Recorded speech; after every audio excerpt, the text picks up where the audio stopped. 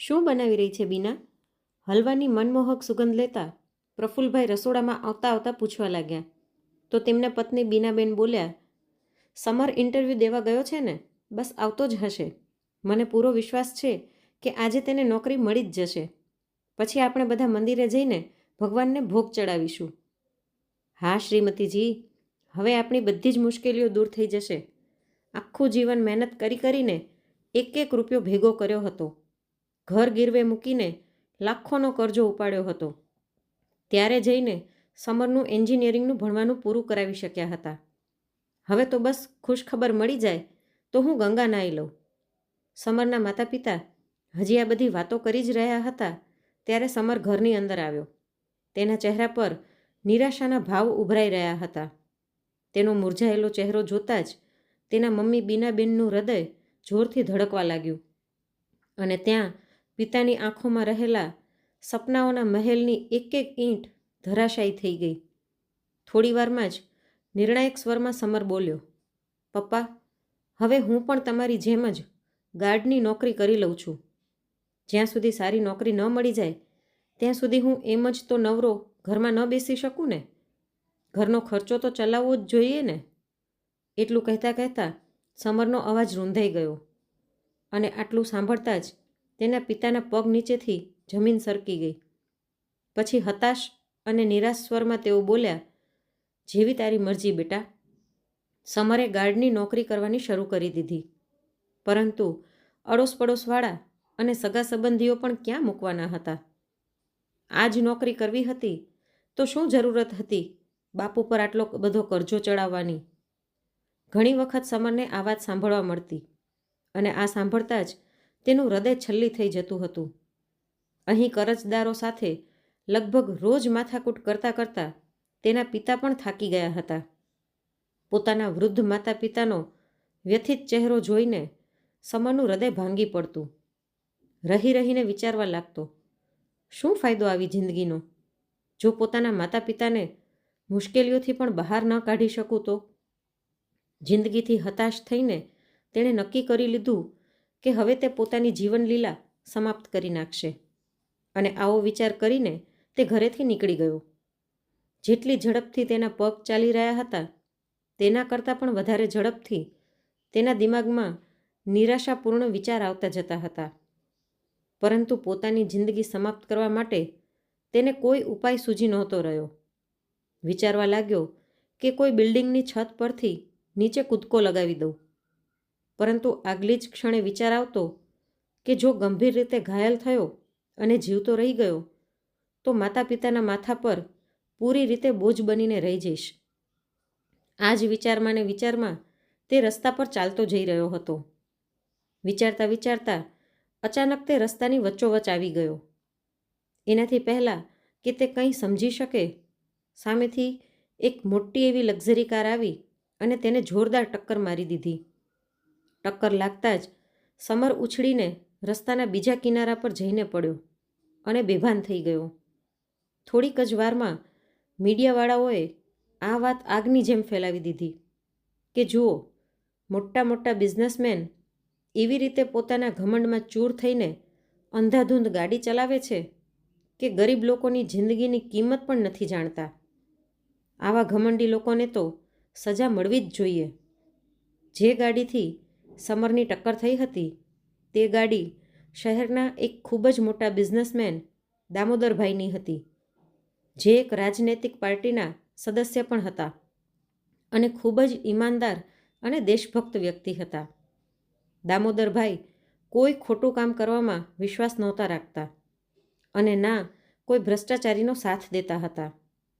પરંતુ આજે જ્યારે તેમની ગાડીથી એક ગરીબને ગંભીર ઈજા થઈ ગઈ તો અન્ય રાજનૈતિક પાર્ટીઓના સદસ્યોને તેમને બદનામ કરવા માટેનો મોકો મળી ગયો હતો. જોકે સમરને તેમણે જ પોતાની ગાડીથી હોસ્પિટલ પહોંચાડ્યો અને ભરતી કરાવડાવ્યો હતો. પરંતુ છતાં પણ તેમને બદનામ કરવાનું કાવતરું ચાલુ જ હતું અને તેના ભાગરૂપે જ બે લોકો સમર પાસે આવ્યા. સમર તે જ વખતે ભાનમાં આવ્યો હતો. તે લોકોએ તેને મોઢે માંગ્યા પૈસાની લાલચ આપતા કહ્યું કે દામોદરભાઈના વિરુદ્ધ ફરિયાદ કરજે અને ચૂપચાપ ત્યાંથી જતા રહ્યા. થોડી વારમાં જ દામોદરભાઈ પણ ત્યાં પહોંચી ગયા અને મીડિયાવાળાઓએ તેમને ઘેરી લીધા. પરંતુ કોઈની સાથે પણ વાત કર્યા વગર તેઓ તરત સમરનો હાલચાલ જાણવા માટે તેની પાસે પહોંચ્યા. પરંતુ સમરનું નિવેદન લેવા માટે પોલીસ ઇન્સ્પેક્ટર ત્યાં પહેલાં જ પહોંચી ગયા હતા અને સવાલ કરી રહ્યા હતા. સમર, એક્સિડન્ટ કઈ રીતે થયું? શું તને કંઈ પણ યાદ છે? સમરે 2 ક્ષણ માટે પોતાની આંખો બંધ કરી અને તેને પોતાના પિતાની આપવામાં આવેલી શિક્ષા યાદ આવવા લાગી કે ભલે ગમે તે થઈ જાય પરંતુ હંમેશા સત્યની સાથે જ ઊભો રહેજે. ત્યારે સમર બોલ્યો, ઇન્સ્પેક્ટર સાહેબ, આ એક્સિડન્ટ ફક્ત મારી ભૂલના કારણે જ થયું છે. હું તે સમયે ખૂબ જ વધારે ચિંતામાં હતો અને ચાલતા ચાલતા ખબર નહીં કઈ રીતે હું રસ્તાની વચ્ચોવચ્ચ પહોંચી ગયો અને અચાનક જ એક્સિડન્ટ થઈ ગયું. તેની વાત સાંભળીને ઇન્સ્પેક્ટરે કહ્યું, સમર, એકવાર ફરીવાર વિચારી લે. ક્યાંક તું આ વાત કોઈના પ્રભાવમાં આવીને તો નથી કરી રહ્યો ને? કેમ કે જો ભૂલ તારી હશે ને તો હોસ્પિટલનો ખર્ચો પણ તારે જ ભોગવવો પડશે. એટલે સમર બોલ્યો, સર, મારા માતા પિતાએ હંમેશા મને સાચું બોલવાનું જ શીખડાવ્યું છે. એટલા માટે આજે પણ સાચું જ બોલીશ. આમાં કોઈની કંઈ પણ ભૂલ નથી. હોસ્પિટલમાં પડેલા સમરને મળવા બધા સગા સંબંધી પણ આવવા લાગ્યા અને બધાએ સમરના નિર્ણયની નિંદા કરતા તેને મૂર્ખ કહ્યો. કેમ કે આજે તેની પાસે તક હતી કે તે આટલા મોટા બિઝનેસમેન પાસેથી જોઈતા રૂપિયા પડાવીને પોતાનો કરજ ઉતારી શકતો હતો. પરંતુ તેણે એવું ન કરીને પોતાના જ પગ પર કુલાડી મારી લીધી. સમરના નિવેદનના આધાર પર દામોદરભાઈને નિર્દોષ કરાર કરી દેવામાં આવ્યા. પરંતુ જ્યારે સમરને હોસ્પિટલમાંથી રજા મળવાની હતી તો સમર અને તેના માતા પિતા ચિંતામાં પડી ગયા કે બિલની ભરપાઈ કઈ રીતે કરશે. પરંતુ પૂછવા પર ખબર પડી કે બિલ તો પહેલાંથી જ ભરી નાખવામાં આવ્યું હતું. 15 દિવસ હોસ્પિટલમાં વિતાવ્યા પછી સમર પોતાના માતા પિતાની સાથે ઘરે આવી ગયો. પરંતુ હવે ફરીવાર એ જ મુશ્કેલી હતી કે આખરે ઘરનો ખર્ચો કઈ રીતે ચલાવવામાં આવે. ત્યારે અચાનક એ જ કાર જેનાથી સમરનું એક્સિડન્ટ થયું હતું તે સમરના ઘરની બહાર આવીને ઊભી રહી. આટલી મોટી કાર જોઈને આસપાસના લોકો પણ હેરાન રહી ગયા. દામોદરભાઈ તે ગાડીમાંથી ઉતર્યા અને સમરને મળવા માટે તેના ઘરમાં ગયા. આટલા મોટા વ્યક્તિને પોતાના નાનકડા એવા ઘરમાં આવતા જોઈને સમરના માતા પિતા હડબડાઈ ગયા. પછી દામોદરભાઈ સમરની પાસે રાખેલી જૂની ખુરશી પર ખૂબ જ સહજતા સાથે બેસી ગયા અને બોલ્યા, સમર, તારી ઈમાનદારી જોઈને મને ખૂબ જ સારું લાગ્યું. મારા ધંધાને સંભાળવા માટે મારે તારા જેવા જ ઈમાનદાર વ્યક્તિની હંમેશા તલાશ હતી. હું ઈચ્છું છું કે તું મારી કંપનીમાં મેનેજરના પદ ઉપર કામ કર. આ વાત સાંભળતા જ સમરના ચહેરા પર એક મુસ્કાન આવી ગઈ અને તેના માતા પિતાની ખુશીનું તો કોઈ ઠેકાણું જ ન રહ્યું. ત્યારે સમરના હાથમાં 5 લાખ રૂપિયાનો ચેક પકડાવતા દામોદરભાઈ બોલ્યા, આ મારી તરફથી તારી ઈમાનદારીનું ઇનામ છે. પૂરી રીતે ઠીક થયા બાદ તું નોકરી જોઈન્ટ કરી લેજે. સારા પગારની સાથે સાથે તને કંપની તરફથી એક ફ્લેટ અને ગાડી પણ આપવામાં આવશે. આટલું સાંભળતા જ સમરના માતા પિતાની આંખોમાંથી હરખના આંસુ વહી નીકળ્યા. તેમણે હાથ જોડીને દામોદરભાઈનો ધન્યવાદ કર્યો. એટલે દામોદરભાઈ બોલ્યા, ધન્યવાદ તો મારે તમારા લોકોનો કરવો જોઈએ. તમારી પાસે તક હતી અને તમે એ તકનો ફાયદો ઉપાડીને મારી પાસેથી મોઢે માંગેલી રકમ હડપી શકતા હતા. પરંતુ તમે એવું કર્યું નહીં.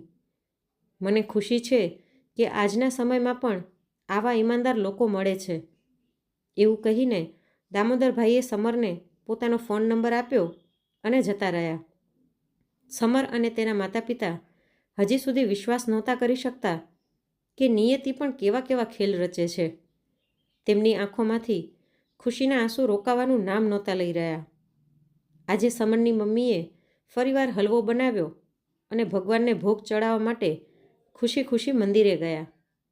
મિત્રો, આ વાર્તા પરથી આપણને શીખવા મળે છે કે ગમે તેવી પરિસ્થિતિમાં આપણે સત્યનો સાથ છોડવો ન જોઈએ, કેમ કે અંતમાં તો હંમેશા જીત સત્યની જ થાય છે.